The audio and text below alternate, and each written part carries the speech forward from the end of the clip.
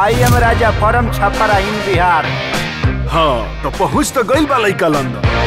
सरदार मसलदार है, पटना के लिट्टी है, छपरा के चोखा है। पर का करो बेचारा, ई ससुरा अंग्रेजी एकरा के उठा उठा के पटकता। Can you make it with less chili? Chili केगा चिली अब छिलाता। तू तो लगा था पूरा लंदन के नू, अब तो अंग्रेजी सिखाइए देबो। सिखा ना देते लोग के भाषा बिगाड़िए के जाए। आओ लेकिन बानर को वो गुलाटी मारल छोड़ले बा।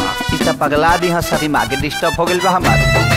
ना कहल जाला कि भाग में जब लिखल बा भोजपुरी त कहाँ से बबुआ पैते लंदन के गोरी। लड़की देखे ना इतना सुंदर हो, लगत नेचर से एकदम छू छू नर हो, काहे करते हो हमसे hi hello hello hello hello.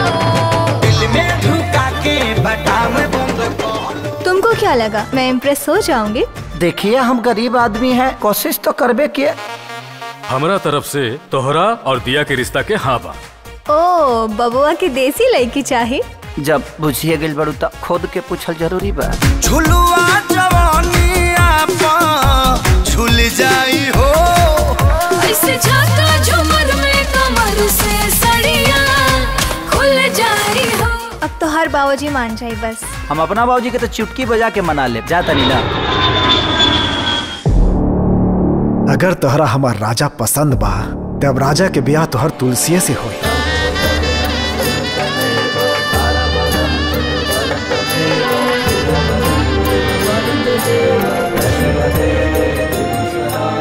कुछ उलझन में बानी हमके कुछ टाइम चाहिए।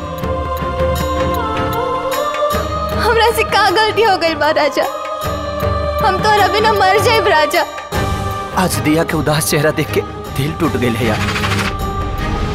अब पता ना काहे तू मन करा था कि ओकरा के जिंदगी की सारा खुशी दे दी। तो के दिलवा में ऐसे बसा ले हनी हम, दिल के धड़कन भी हमसे नाराज हो गई।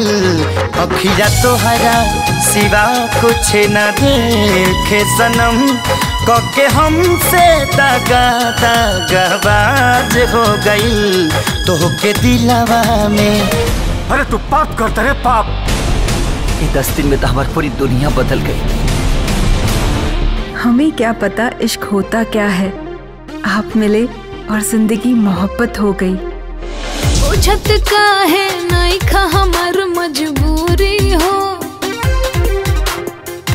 के बोला मन तो बोना कइलो आई तो का गोल जइतो। रात भर रहता खाइता पियता सुतता भोरे चल जइता। भगवान हमारे कैसन दूरा पर खड़ा के लिए बड़े कि हमरा कुछ नहीं के बुझात की का करी।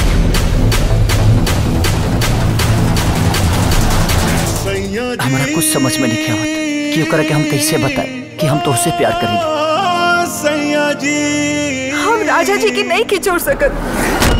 बलम जी हो जाइबा गुलरी के फूल। अगर राजा हमार न भइले तो हम अपन जान दे दे। हो जाइबा गुलरी के फूल। शायद एकरे नाम प्यार है।